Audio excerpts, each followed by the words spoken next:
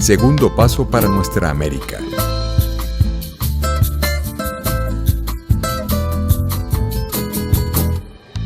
Damos la bienvenida a Segundo Paso para Nuestra América. En estos momentos vamos a hacer una entrevista con el profesor Ramón Grossfogel. Él es un sociólogo puertorriqueño perteneciente al grupo de Modernidad y Colonialidad que se desempeña en la Universidad de California.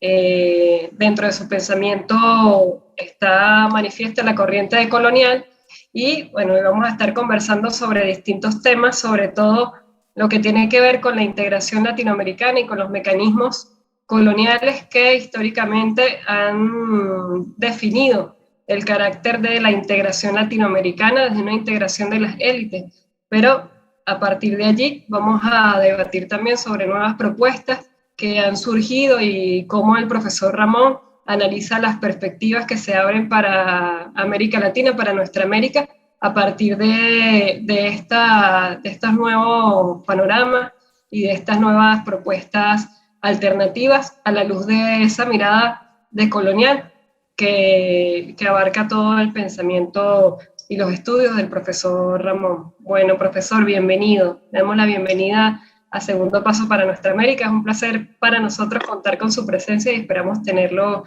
en estos espacios con frecuencia. Bienvenido. Muchas gracias por la invitación a estar con ustedes. Para mí un gusto compartir y estar aquí en un programa venezolano.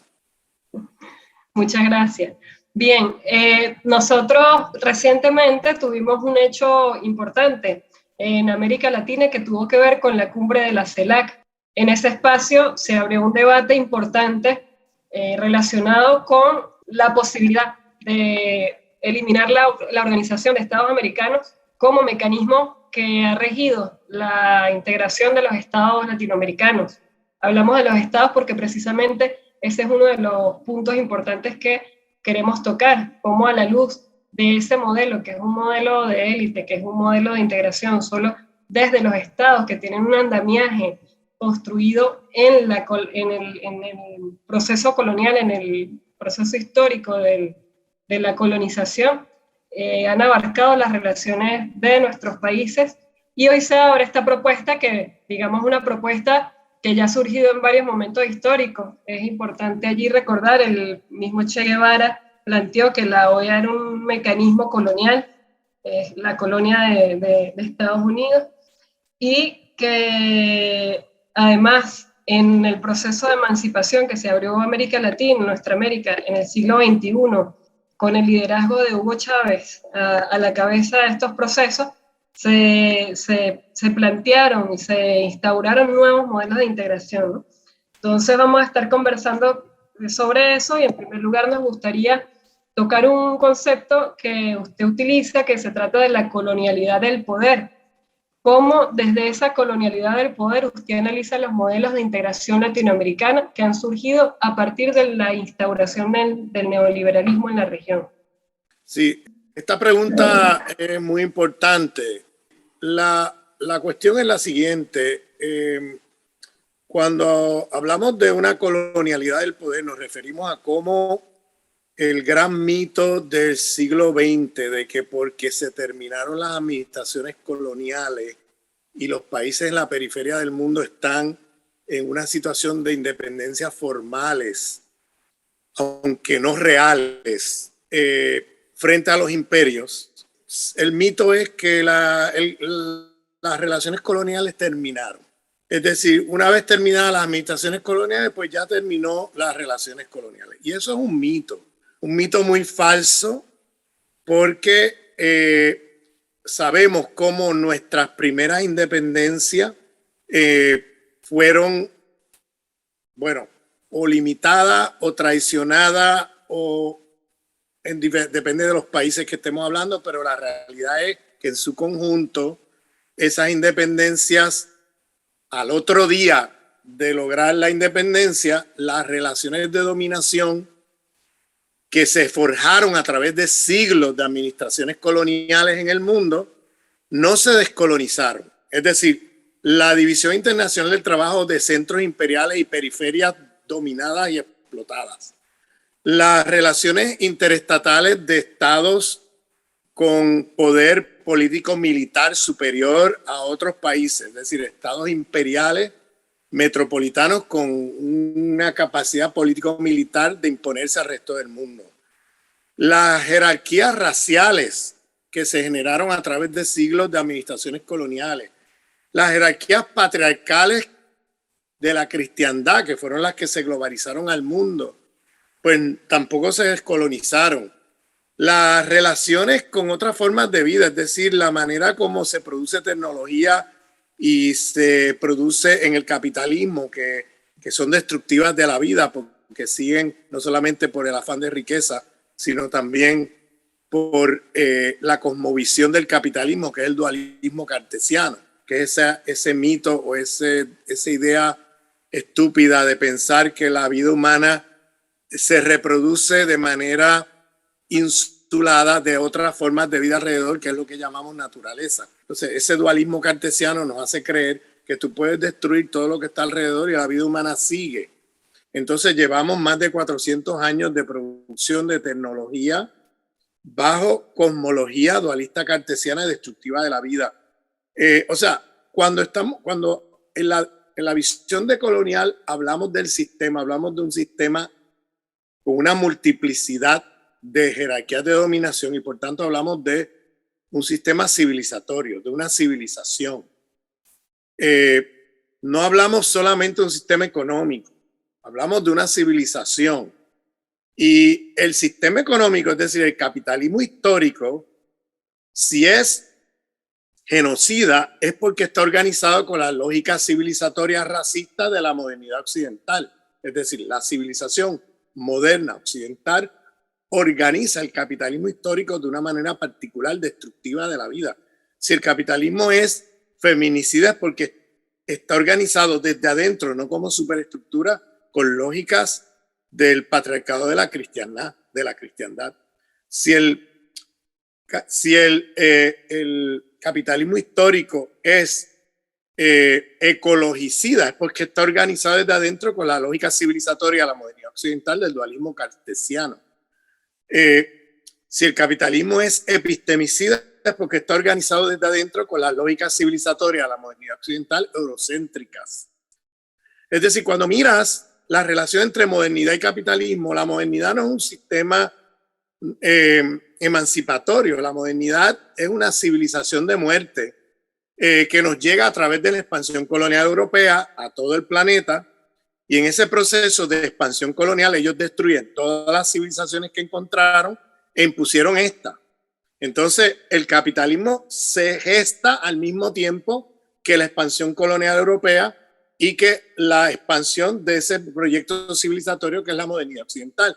De manera que el capitalismo histórico, el realmente existente, tiene allí todas las lógicas destructivas de la vida del sistema civilizatorio de la modernidad occidental. Bueno, ¿por qué digo esto? Porque esas jerarquías de dominación a escala global, que son capitalistas, imperialistas, colonialistas, patriarcales, racistas, ecologicidas, o sea, que forman parte de un proyecto civilizatorio, por eso hablo de civilización, porque son una multiplicidad, es un paquete de relaciones de dominación que expandieron al mundo y llevaron esas lógicas a todo el planeta, destruyendo todas las civilizaciones que encontraron de frente, al punto que ya desde principios del siglo XX ya no podemos hablar de choque de civilizaciones o de que hay otras civilizaciones. Están todas destruidas y estamos en una civilización planetaria que es esta civilización de muerte que hemos nombrado como la modernidad occidental. Y claro, el capitalismo histórico es el sistema económico de esa civilización. Y está organizado de tal manera que con todas las lógicas destructivas de la vida de esa civilización. Y por eso el capitalismo histórico es un sistema tan destructivo. Entonces, volviendo al tema, cuando se lograron la primera independencia, vamos a llamarla así, la primera independencia en América Latina, y también en otras partes del mundo después, en el siglo XIX, XX, en África, Asia, esa primera independencia quedó incompleta, inconclusa. Bien, porque no se descolonizó jurídico-políticamente los estados del colonialismo, de las administraciones coloniales, Pero todo el paquete de relaciones de dominación que se pusieron allí, que he nombrado hace un momento, ¿no?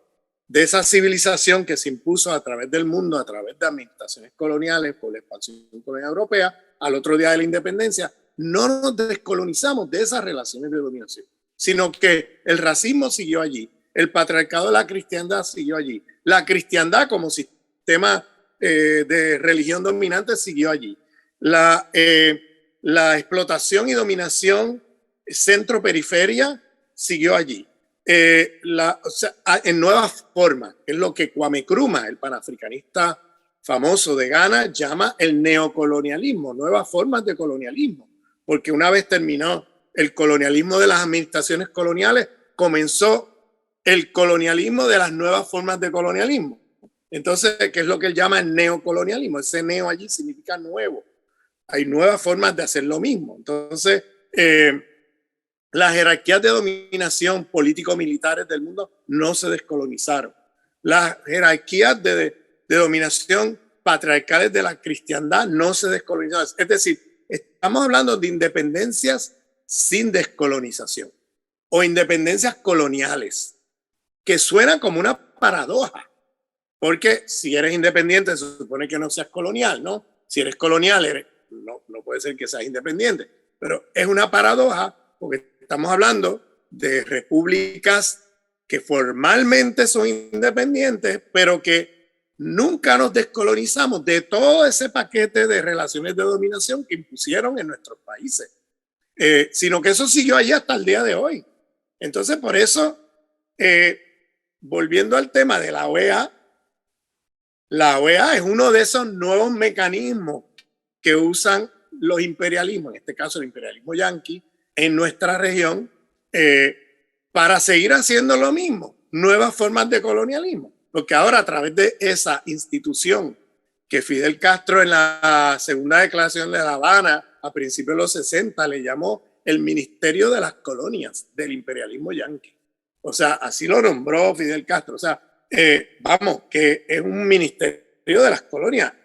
Ahí se gestionan las nuevas formas de colonialismo, lo que Kwame Nkrumah nombró como el neocolonialismo, donde si bien todos los países de América Latina y el Caribe, la gran mayoría no, porque todavía quedamos algunos países como mi país, que sigue estando en un estatus colonial con el imperialismo yanqui, la gran mayoría tienen formalmente estados que jurídicamente son independientes en su formalidad, pero en la realidad no lo son, porque están subordinados en la división capitalista internacional del trabajo como periferias que son súper explotadas desde el punto de vista de la mano de obra, pero también súper explotadas desde el punto de vista de los recursos naturales de los países.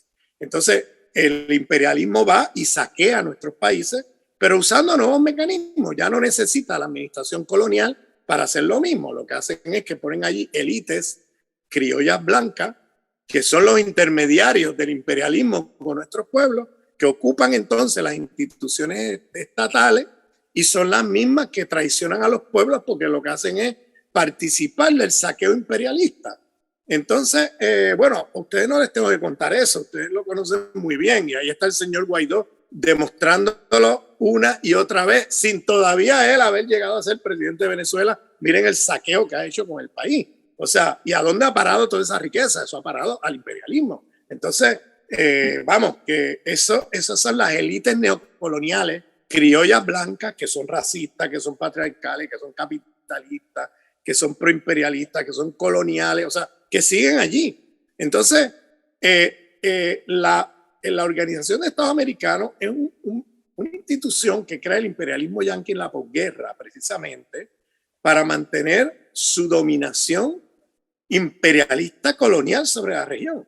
Es decir, podemos usar la palabra colonial porque las relaciones, las jerarquías de dominación puestas allí por la historia colonial son las mismas que siguen hoy allí, porque nunca nos descolonizamos en nuestra región de todas esas jerarquías de dominación. Por eso hablo de independencias sin descolonización, porque nunca nos descolonizamos de todo ese aparataje de relaciones de dominación que impusieron al mundo a través de las administraciones coloniales. Entonces, las élites criollas blancas en nuestra región se convirtieron en los intermediarios del sistema imperialista mundial. En un primer momento con los británicos en el siglo XIX y luego con los yanquis en el XX. Y entonces estamos hablando de, por tanto, esta iniciativa de dejar de lado la Organización de Estados Americanos y crear un organismo soberano latinoamericano que deje fuera al imperialismo yanqui para mejorar, para la diplomacia, para las relaciones comerciales entre nuestros pueblos y de nuestros pueblos con el mundo, es una iniciativa, descolonizadora muy importante. Si se lograra generar un organismo paralelo a la OEA, controlado por los estados de nuestros pueblos y que deje fuera al imperialismo yanqui, bueno, eso ya es un logro inmenso.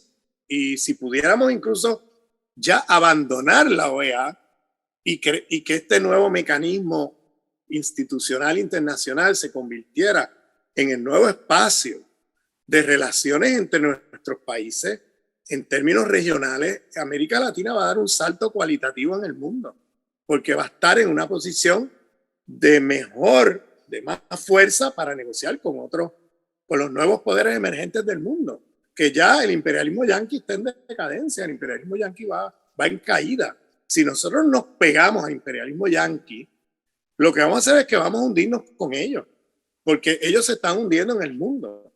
El imperialismo yanqui está en una crisis terminal como imperio. Cuando digo terminal no es que esta noche desaparece, pero está si lo miras en una gráfica, está la campana de la gráfica de su ascenso, su clímax, y luego va así bajando y está en este lado de la caída, ¿no? ¿Cuándo va a caer y va a ser un imperio de segunda y tercera división? Eso no sabemos exactamente la fecha, pero está muy cerca, porque el imperialismo yanqui está en una crisis económica brutal. Es el país más deudor del mundo. El dólar no va a tener mucho recorrido en el futuro. O sea, el dólar tiene los días contados, porque ahora mismo ellos viven del dólar, del rol del dólar en el comercio internacional. En cuanto eso caiga, Estados Unidos no va a tener con qué negociar ante el mundo y va a tener que pagar esa deuda. Y va a ser un país empobrecido en relación a otras potencias emergentes. Por tanto, América Latina ya es hora que nos salgamos de ese espacio imperialista yanqui, que entremos en un proceso de autocentramiento en términos de soberanía de nuestra región frente al mundo, para poder entonces estar en mejor posición de negociar frente a otros poderes emergentes en el mundo de cara al futuro. Seguir ahí pegado a la OEA. La OEA ha sido una organización nefasta, porque que cada vez que el imperialismo yanqui invade, pues en los últimos 60 años, 70 años, ellos tienen el aval de la OEA. O sea, es un ministerio de colonias. O sea, en sus invasiones, los golpes de Estado que han organizado con la CIA y todo eso, cómo la OEA se convierte en un instrumento, en un ministerio de las colonias del imperio, y tiene una historia muy nefasta. Nada más que miren, hace poco lo que pasó en Bolivia, cómo la OEA fue instrumental en el golpe de Estado en Bolivia. O sea, que es una vergüenza, eso es un organismo vergonzoso, que ya es hora que eso lo enterremos y que se queden los yanquis solos allí con esa institución en Washington. Eso ya no puede seguir siendo el espacio con el cual los pueblos latinoamericanos nos relacionemos. Muchas gracias. Como segunda pregunta, tenemos entonces el comandante Chávez, dentro de las propuestas que asomaba llamando a una unidad latinoamericana distinta, alternativa, planteaba como concepto la unidad latino-caribeña. Planteaba que desde esta propuesta colonial, los mecanismos de integración nos alejaron permanentemente a los territorios de América Latina y el Caribe, como si fuéramos territorios separados, como si no tuviésemos ningún vínculo, incluso desde el propio lenguaje y otros mecanismos de identidad, fuimos territorios separados, sociedades separadas. ¿Cómo se analiza este concepto que coloca el comandante Chávez como propuesta de la unidad latinoamericana en lo que respecta a esta llamada integración latino-caribeña? Comandante Chávez, yo siempre he dicho, Chávez era un pensador decolonial. Yo he escrito sobre eso, he hablado sobre eso en otros foros. Pero, por ejemplo, una de las cosas que llamaba la atención era la alianza América Latina y Caribe, porque esa alianza históricamente ha estado afectada por el hecho de que el Caribe, que fue la primera región del mundo donde los colonizadores, si nos recordamos, en 1492 llegaron, o sea, el primer momento de la expansión colonial ya fuera del territorio europeo, pues fue en el Caribe. Entonces el Caribe siempre ha estado fragmentado por diversos imperios, siempre hasta el día de hoy. O sea, hay colonialismo británico, hay colonialismo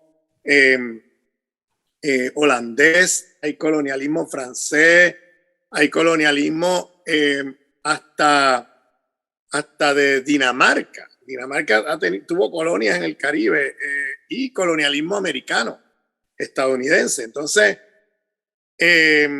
por tanto, el Caribe es uno de esos lugares que desde el comienzo de la expansión europea hasta el día de hoy ha estado golpeado fuertemente por diversos imperios y siguen ahí. Eso ha hecho que se hayan creado barreras enormes de comunicación, de solidaridad entre los pueblos caribeños, y ya no hablemos de las lenguas que se impusieron en la región: francés, holandés, inglés, español, aquello, lo otro. Entonces, cuando vinimos a abrir los ojos, estamos no solamente fragmentados políticamente por el control de diversos imperios de la región, sino también hasta lingüísticamente. Yo puedo contarte una anécdota. Yo una vez fui invitado al Caribe holandés y me invitaron luego de una actividad que hicimos. Entonces luego en el momento que fuimos a comer, pues me preguntaron qué yo quería comer. Yo dije, yo quiero conocer la comida de ustedes. Entonces, cuando fui a comer, pues era en el Caribe, esto fue en Curazao. Entonces, claro, el menú estaba en papiamento. Entonces, los nombres estaban en papiamento. Y claro, por los nombres yo no podía deducir la comida. Yo pensaba, bueno, pues denme un plato que tenga un poquito de todo para yo ver la comida de aquí, como conocerla, ¿no? Bueno, para mi sorpresa, yo me encontré con comida puertorriqueña, solamente con otros nombres. Entonces, claro, yo dije, pero ¿cómo es posible? Si esto es lo que comemos en Puerto Rico. Y me dicen, no, pero esto es, y me decían los nombres, esto es platos de aquí. Y dije, bueno, pues entonces, ¿qué es lo que nos une? No nos une el Imperio Español, no nos une. ¿Por qué tenemos la misma comida? Esa comida no viene de España, esa comida no viene de Estados Unidos, en el caso puertorriqueño, de colonialismo español y luego americano. Esa comida no viene de Holanda, en el caso de ustedes, el colonialismo holandés. Esa comida viene de África. Es decir, lo que nos une es la cultura afrocaribeña. Eso es lo que nos une en la música, en la comida, en la cultura, en la espiritualidad, en muchas cosas.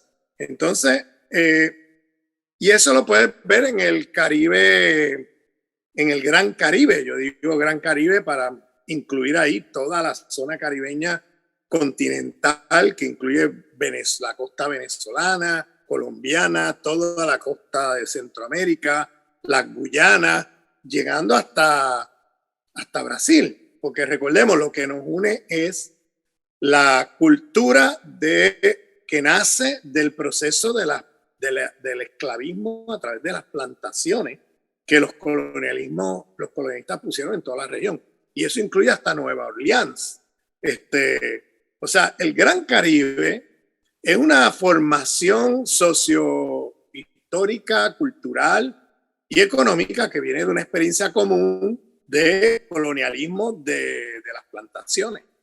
Entonces, las plantaciones que se organizaban a través de sistemas esclavistas. Por eso nuestra región fue poblada por poblaciones de origen africano y por eso la cultura africana es tan potente en nuestra región.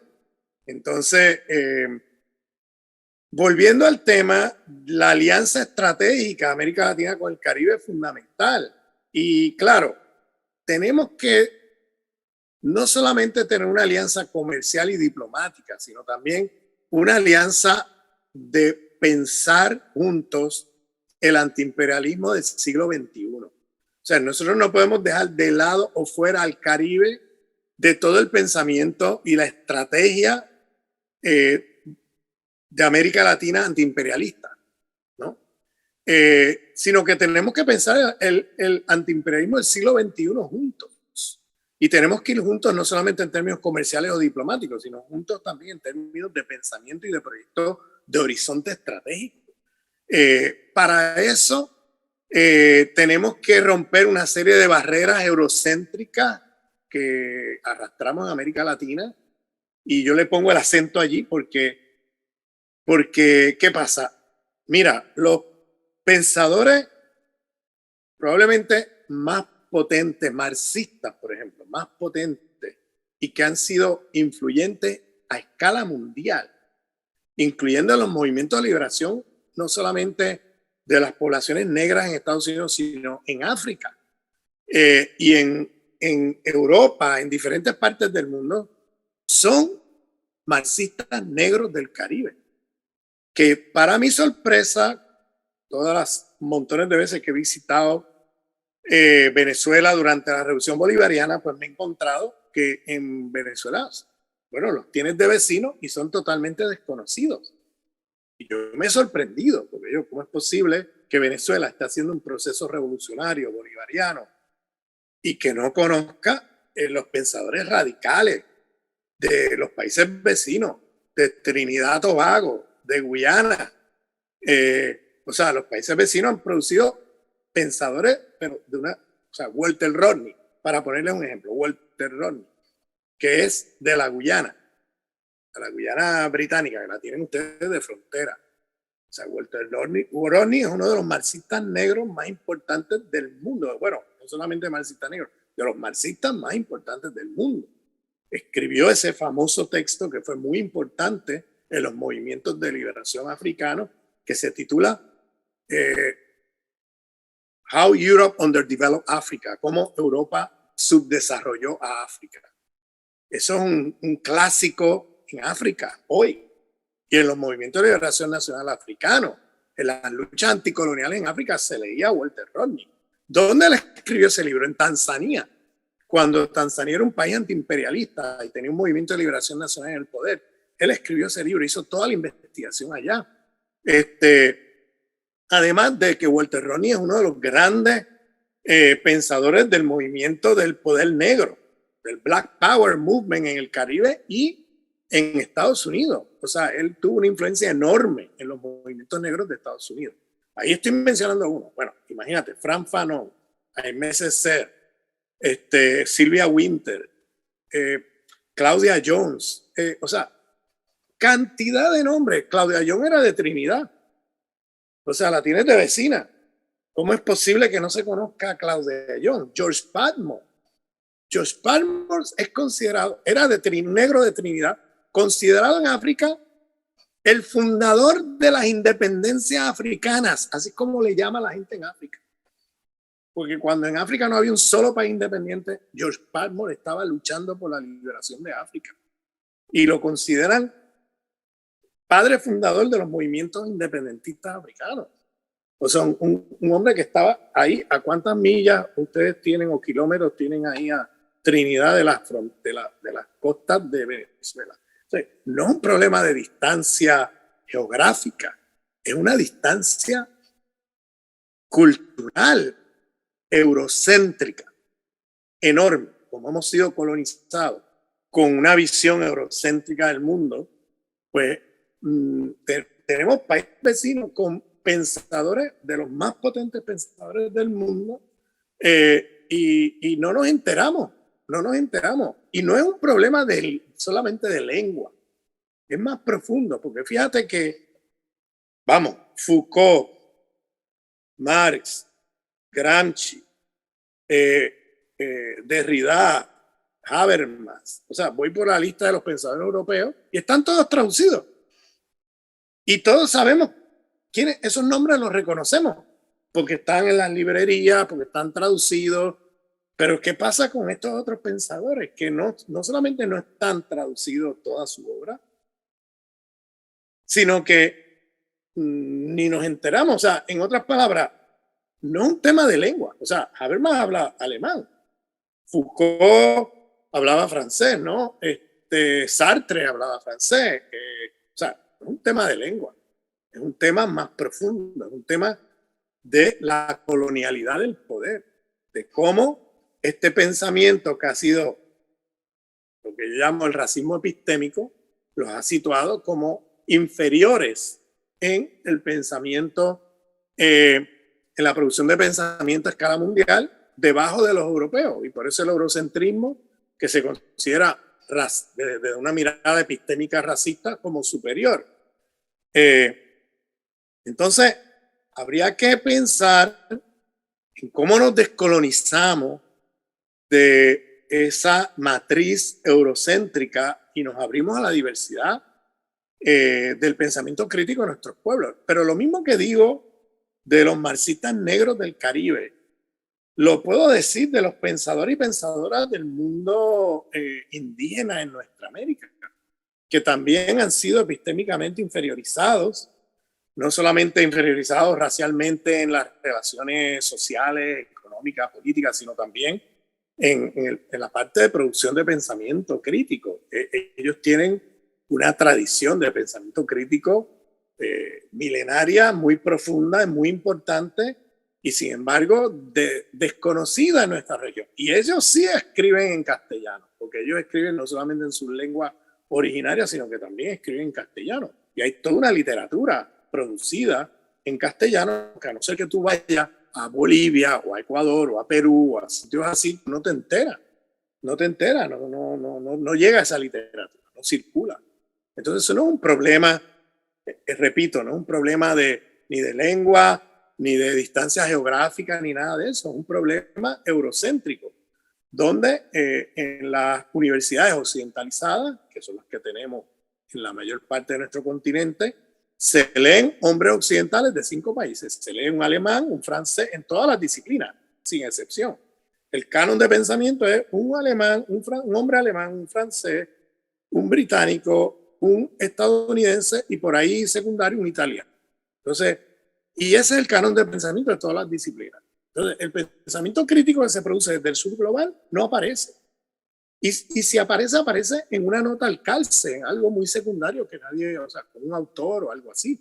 Cuando tenemos una tradición de pensamiento crítico muy potente desde el sur global, que lamentablemente no llega a nuestros currículos universitarios y ya no llegan ni siquiera a los movimientos antiimperialistas. O sea, vamos, que estamos hablando de un problema profundo que tenemos que descolonizar la izquierda. Las izquierdas nos tenemos que descolonizar de la matriz eurocéntrica, porque nosotros también reproducimos ese esquema. ¿Y qué pasa? Si nosotros estamos pensando el mundo con los lentes de los colonizadores, entonces no debe sorprendernos que luego tengamos límites en la profundización del proceso revolucionario, porque luego repetimos esquemas que reproducen otra vez las jerarquías de dominación que el mismo colonialismo puso en nuestros países.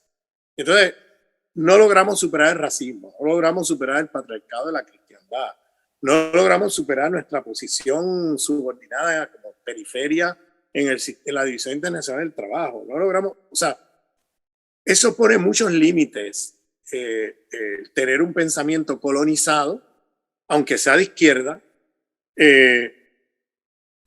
al propio proceso revolucionario, porque vas a estar repitiendo o reproduciendo las prácticas y las jerarquías contra las cuales estás luchando.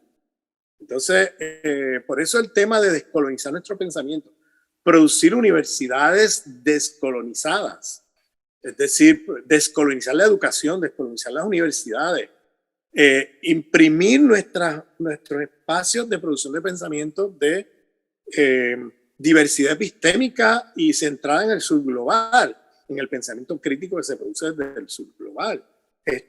Y no quedarnos centrados siempre en los hombres occidentales de 5 países que he nombrado, de derecha o de izquierda, ¿verdad? Porque tú puedes hacer el mismo eurocentrismo desde la izquierda, y entonces vas a leer un alemán, un británico, un francés, un estadounidense, un italiano, pero de izquierda. Eso es tan colonialista como si lo leyeras de derecha, porque el problema es que esa gente no ha pensado nuestros problemas. Nuestros problemas lo han pensado nuestros autores y autoras de nuestras regiones. Y es a eso que tenemos que prestarle atención, porque ellos sí pensaron nuestra problemática histórico-social. En cambio, estos pensadores de izquierda europeo, sin negarle sus aportaciones y sin negar que podemos aprender cosas de ellos, porque no vamos tampoco a echarlos a la basura, no podemos centrar todo nuestro pensamiento en estos autores y perder de vista que los autores nuestros son los que han pensado nuestra región y nuestra realidad histórico-social. Y en cambio esos pensadores que han hecho aportaciones desde la izquierda, conceptos, categorías que pueden ser útiles, no han pensado nuestros problemas. Entonces, seguir atados ahí a una matriz eurocéntrica de pensamiento y de producción de conocimiento limita el alcance y la radicalidad del propio proceso revolucionario, lamentablemente, esa es la realidad. Por eso hemos llamado a la importancia de la descolonización. La descolonización no es una opción, la descolonización es una necesidad del propio proceso revolucionario antiimperialista. Porque de lo contrario, si no nos descolonizamos de una serie de esquemas de pensamiento que nos ha llegado a través de la historia colonial y que las tomamos como normal, ¿no? Como las tomamos, las damos por sentadas, ¿no? Como algo dado, y no las cuestionamos. Pues muchas veces repetimos prácticas institucionales que repiten otra vez las mismas jerarquías de dominación contra las cuales estamos luchando. Entonces puedes crear una nueva universidad que le dé oportunidad en revolución, ¿no? A más gente de poder llegar a la universidad y estudiar, pero no cambias el contenido. Entonces, si no cambias el contenido y no descolonizas el contenido y repites otra vez el esquema de la universidad occidentalizada eurocéntrica, después no te sorprenda que esa gente luego se gradúa 4 años después, tiene un título, mejora su situación económica y luego no ha habido un cambio en su chip mental. Y al no haber un cambio en su chip mental, luego no te sorprenda que se te vuelque del otro lado y te vote en contra o se te vaya en contra. ¿Por qué? Porque luego que sale con el diploma, en lugar de agradecer al proceso revolucionario y aportar a ese proceso, como no ha habido una transformación durante los 4 años en el currículo universitario, es eurocéntrico, repito otra vez lo mismo de siempre, y no ha habido una transformación en la subjetividad de esos estudiantes, al final terminan buscando cómo migrar o cómo ahora quiero más, ¿no? Y estamos con la cultura del consumo desmedido, donde ahora yo quiero más. Y nunca lo del yo quiero más, el vivir consumiendo se convierte en un modo de vida, es la colonialidad del ser que llamamos, donde la persona quiere más, y alcanza más y luego quiere más y nunca se sacia con lo que tiene, siempre está con un deseo de consumo desmedido que al final termina volteándose del otro lado. Y claro, la derecha le promete villas y castillas que aunque no las pueda cumplir, se las creen y terminan del otro lado. Entonces, eso ha pasado en revolución, no voy a contarles eso. Y claro, por eso es la importancia de que las nuevas instituciones universitarias, escolares, etcétera, tengan una matriz descolonizadora desde el principio, para que no pase eso, para que la gente que alcance su diploma y que entra a la universidad gracias al proceso revolucionario, en el proceso mismo que se transforme en su subjetividad de una manera descolonizadora, antiimperialista, anticapitalista, etcétera. Por eso la importancia de la descolonización del conocimiento. Y volviendo al tema, esta muralla que existe entre Caribe y América Latina es una muralla colonial, que tiene que ver con la colonialidad del poder porque hay imperios ahí que han mantenido a nuestros países alejados unos de otros, pero también tiene que ver con la colonialidad del saber, porque nosotros también hemos sido colonizados con matriz de pensamiento eurocéntrico y no nos interesa lo que piensa un negro en el Caribe, porque participamos del racismo epistémico. Nos interesa más qué dijo el francés, el alemán, el británico, y los leemos y los traducimos y vas a la librería y están todos traducidos de izquierda o de derecha, pero el pensamiento de nuestra región, vas a la librería y no los consigue. O vas a la biblioteca y apenas los consigue. Entonces, porque primero, muchos no están traducidos, y segundo, porque incluso aquellos que escriben en castellano tampoco están publicados en las grandes editoriales que circulan por todo el continente. Entonces, llamó la atención a eso. Por ejemplo, alguien como Fausto Reinaga, un gran pensador indígena boliviano, que ha sido muy influyente en todo el movimiento antiimperialista en Bolivia hasta el día de hoy. Es una de las referencias grandes de la revolución boliviana hoy. Y sin embargo, bueno, Fausto Reinaga, mira a ver si consigues un libro de Fausto Reinaga en Venezuela. Buena suerte a ver si consigues un solo libro. Y ese hombre publicó un montón de libros y fue muy importante. Entonces, apenas se consiguen porque no está publicado, lamentablemente, excepto en 2 o 3 editoriales perdidas ahí en Bolivia, pues no circula, no son impresos sus trabajos. Entonces, de ahí que esa invitación que hace el comandante Hugo Chávez, que hizo el comandante Hugo Chávez a unirnos al Caribe y romper esas barreras, es fundamental. Es fundamental para el futuro del proceso soberanista, revolucionario, antiimperialista de nuestra región. Bueno, en último lugar, nos gustaría que nos conversara un poco acerca del concepto de segunda emancipación que ha sido planteado por Enrique Dussel y otros pensadores, y cómo los nuevos mecanismos propuestos, como la alternativa bolivariana para los pueblos de nuestra América y Petrocaribe, como propuestas se insertan dentro de este concepto de segunda emancipación. Mira, nosotros nos identificamos completamente con este llamado que hizo Fidel Castro en la segunda declaración de La Habana a principios de los 60 de luchar hacia una segunda independencia en América Latina. Como dijimos al principio de la entrevista, la primera independencia se quedó inconclusa, o sea, se quedó a medio camino. Terminamos independencias coloniales, neocoloniales, independencias sin descolonización. Entonces, la segunda independencia tiene que llevarnos hacia una verdadera independencia de los pueblos frente a los imperios, que es el fin de las relaciones neocoloniales en nuestra región. El fin de las relaciones neocoloniales no solamente en el plano de la economía política, es decir, de dejar de ser periferias de centros metropolitanos y comenzar a construir desde nuestra región un proyecto soberano alternativo frente a los imperios, sino que tenemos que también, esa segunda independencia tiene que ser descolonial en el sentido más abarcador del término, que nos descolonicemos no solamente de las relaciones de centro-periferia, sino también de la dominación en todo su sentido más amplio, en el sentido de la dominación racista, ¿no?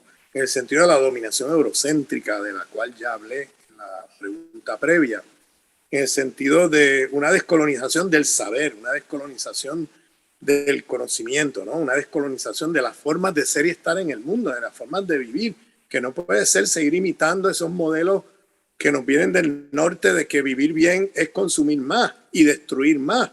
Eso no tiene futuro en el planeta Tierra. Eso nos lleva rápidamente a la muerte de la vida en nuestro planeta. Entonces, la segunda independencia tiene que ser descolonizadora en su sentido más amplio del término, que incluya todos estos aspectos que he mencionado del proyecto civilizatorio de la modernidad occidental, que incluya la descolonización, nos descolonicemos de los racismos, de los patriarcados, de los eurocentrismos, de los dualismos cartesianos, de toda esa lista de de jerarquías de dominación que nos impusieron a través de la expansión colonial europea, que llevó a nuestras orillas esa civilización de muerte que es la modernidad occidental.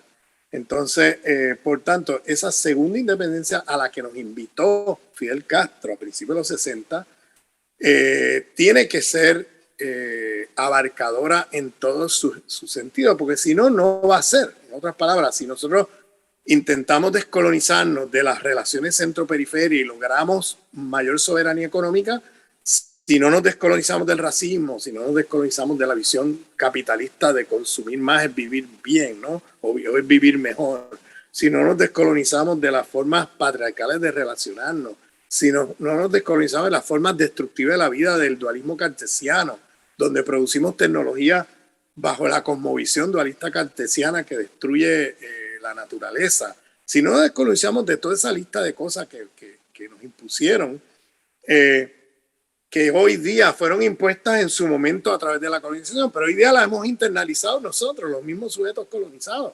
Hoy día la tenemos en nuestra subjetividad, en nuestros cuerpos. Nosotros habitamos esas formas coloniales de dominación. Si no nos descolonizamos de eso, por más soberanía que tú tengas, no vas a llegar muy lejos. Por más soberanía que logres en el plano económico, porque vas a estar reproduciendo las mismas lógicas de dominación contra las cuales estás luchando. Entonces vas a volver otra vez a reproducir capitalismo. Porque el capitalismo, como dije antes, está organizado con esas lógicas civilizatorias. El capitalismo histórico, el realmente existente, es racista, es patriarcal, es ecologicida, porque es dualista cartesiano, es eurocéntrico, etcétera, ¿no? Entonces, si tú reproduces todo eso, vuelve y construyen otra vez capitalismo sin darte cuenta. Porque el capitalismo realmente existente no está insulado de las formas como se organiza a través de las lógicas de la modernidad occidental. Entonces, por tanto, la segunda independencia tiene que ser una independencia descolonizadora de todo ese paquete de relaciones de dominación de esta civilización de muerte. ¿Para qué? Para fundar un nuevo proyecto civilizatorio. Nosotros tenemos que pensar en el horizonte, en la fundación de un nuevo proyecto civilizatorio que afirme la vida humana y vida no humana en el planeta Tierra.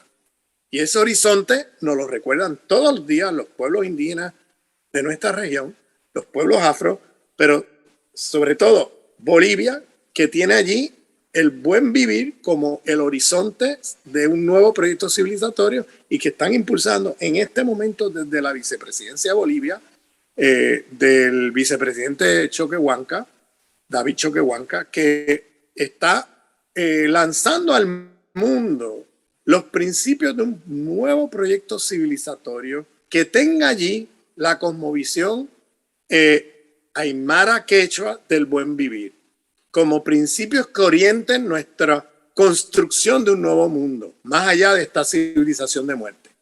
Entonces, tenemos que prestarle atención y descolonizarnos de las formas dominantes occidentales y prestarle atención a ese pensamiento crítico que viene de nuestros pueblos.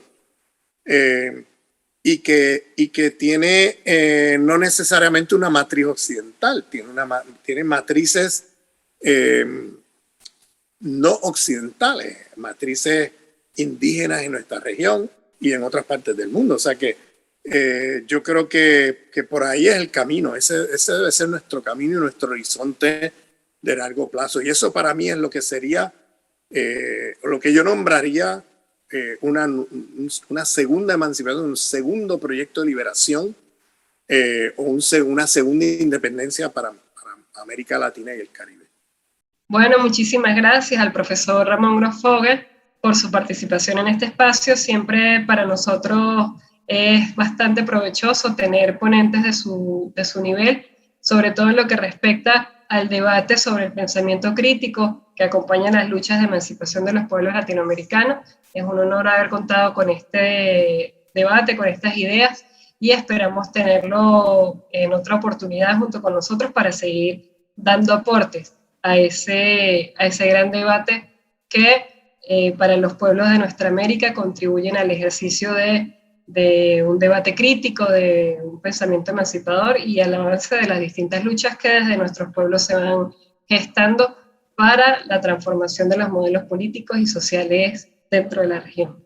Sí, cuenten con mi participación cuando ustedes quieran, con mucho gusto. Para mí es un honor que me estén invitando, sobre todo desde la Venezuela bolivariana.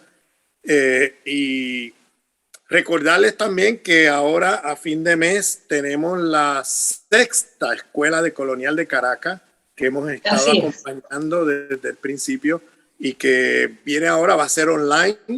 En los últimos años, el año pasado, este año lo hemos tenido que hacer online por el COVID, pero la estamos haciendo y esperemos que ustedes también puedan participar. Muchísimas gracias. Segundo paso para nuestra América.